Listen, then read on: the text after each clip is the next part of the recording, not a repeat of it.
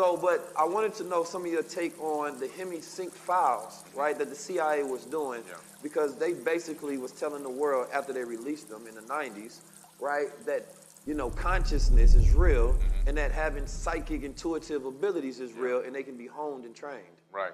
Yeah, they have these files that have released this information. This is really powerful stuff because what they discovered, a couple things. The first thing they discovered is everyone has extrasensory capabilities. Yeah.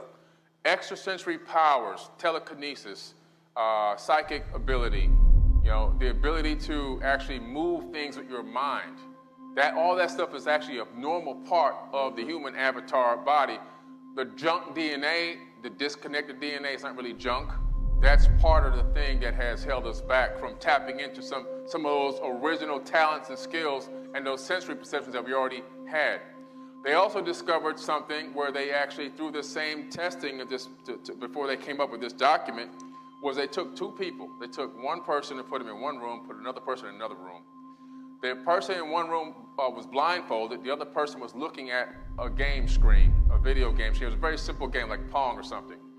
Now, they were able to sync the minds between the two people, and the person that was just looking at the screen was able to think of the movements that they needed to make. The other person was blindfolded and had the controller and was remote control the other person's hand. So we know the power of, they understood the power of mind linking, mind suggestion, the capability that minds are outside of space and time, but minds can also sync together to help create a specific type of reality. Now, astral projection gets a little bit different because what's happening now is you're separating the ba from the ka, okay? You know, you have the mer, ka, ba, and you're separating the ka from the ba. You're separating the spirit from the body.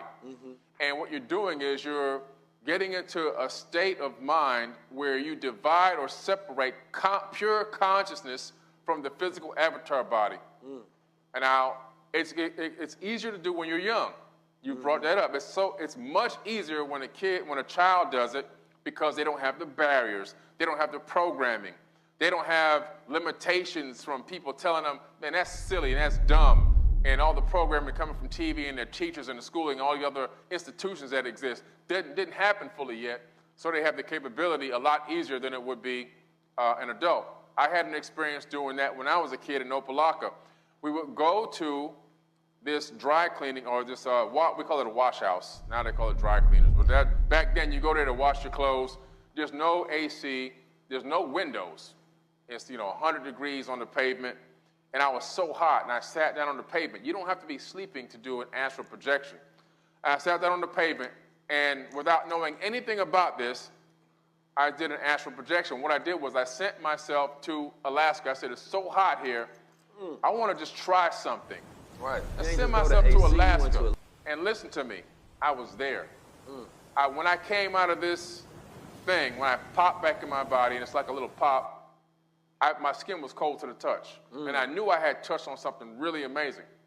Now, I didn't do it for a long time after that, but the next time I was able to do it, I was actually a grown man by then. That particular time, I'm not going to lie to you, I felt like I had a problem getting back in my body, and finally found my way back, and then I never tried it again because, right now I kind of like my body. Yeah. Now, fundamentally, I believe that each book is just telling us that we're God, and it's giving us an operation manual of how to deal with it like to be God. Now, shout out my moms. I was talking to her in the dressing room, and I was talking about this movie that I watched. This movie was about this guy who was essentially, he had an office where 4 people come to Earth, they're souls. Now, they exist in this domain where they don't feel anything, right? But everybody wants to apply to become the Earth. Yeah. So he's sitting at his desk, and these souls come to him. They get to watch TV, and he asks them questions. On TV, it's through the eyes of people that experience reality in life. Okay. Right? So he asking these, what seems like very mundane or very uninteresting questions, but he's trying to get a sense of this type of soul and if they can handle Earth or not. Now, this particular gatekeeper, right, he experienced recently sending somebody to Earth that ended up committing suicide. So now he's more careful about the souls that he sends to Earth. So they're around this table and they're asking this question about, what is some experience that you've seen on as you've been watching other people's experiences. Yeah. They ask people to name funny things or stuff like that. So people naming off these crazy random experiences. It's this black guy and this white girl that are the candidates to go to Earth. Black girl, she named this crazy experience with somebody on the toilet, and everybody's laughing.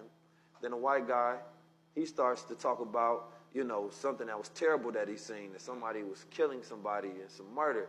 And she was like, wow, why did you pick that experience? Yeah. That's not common. That don't happen all the time. You just pick something that just happened randomly.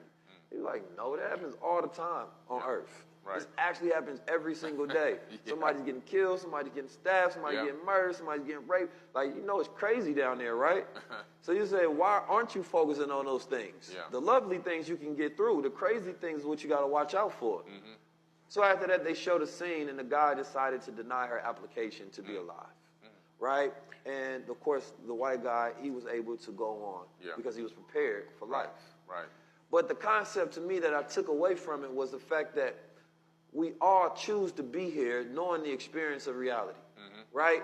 And the greatest thing about that is that even when we go through ups and downs, even when we go through bads, all of those emotions that we feel is life, right? Everything that we feel in reality is the experience of life, right? Whether you are in a sad mode, whether you're happy, whether you're joyful, whether you're broke, whether you're rich, whether you're poor, all of this is life to be grateful for. And so when you choose an experience, right, to be alive, you're giving an opportunity that the other souls didn't have, right? And so there's a quality of being appreciative and viewing life from this position that I chose to be here. And so every emotion that I have is the most grateful experience of reality. So that's why I say gratefulness is a tactic to win the war of life. Absolutely. There's always somebody in the lesser position. There's always somebody in the in a better. But we tend to focus only on the people in the better. But when you're grateful, you remember when you didn't have what you have. Right. You remember when you didn't know what you know. Oh, yeah.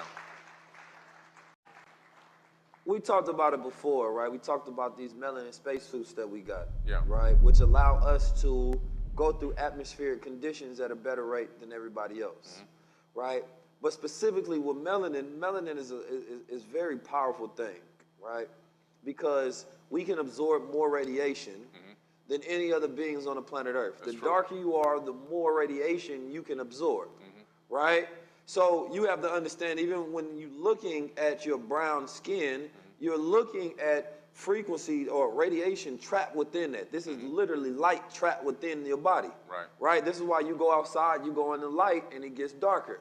So that means that we also happen to exist at a heightened state of frequency because we have more energy, we have more radiation, which means that we become a very emotional people. But at the same time, we can utilize that emotion, alchemize it, and bring things out within us. Right. So the goal is, if you take the most powerful people on the planet Earth and you program them, you use their womb, their mind, and their bodies, right, to program your ideas. Now you have the most powerful vessel on the planet Earth, bringing that into reality. So when we look at America, America understood this secret, right? The Honorable Minister Louis Farrakhan said in 1995 when he was at the Million Man March and he stood on those steps at the Jefferson Memorial and he was giving a breakdown of the secret of the number 19, and he was explaining like this is the 13th president representation and 16th president representation, and he was talking about the monuments that were 19 feet high. But he was explaining that because he was saying that 1 and that 9, you know, when they come together represents a secret to be uncovered or unfolded, right? And so that's that masculine and that feminine, and together they represent God. Now, the secret of America was always learning how to capture and control God and utilize him. Right. So when you look at America, America's business is the capturing, controlling, and the management and capitalization of God, which is you and I. How do we know this? So if you go look at every system in America that's built, the NBA is what? Majority black men, right? The music business, majority black men. Right? Now they're utilizing black women in political places and things of that nature. Look at the entertainment business. All of this spirit and energy has never been controlled by us. But we have literally invented more than any other people on the planet Earth. But nobody speaks about black people in that capacity. Right? Nobody says that there's something special about those people, that they have the ability to invent more than anybody. How does that, why is there no scientific study to understand why? See, they don't want you to have these thoughts in your head because you start to exalt yourself beyond the foolishness. They don't want you to know that you're a master manifester. Yeah. If you see yourself beyond slavery, slavery is just 400 years. That's a speck in time, right? That's a speck in time. So they never went over there and captured slaves. They captured inventors, right?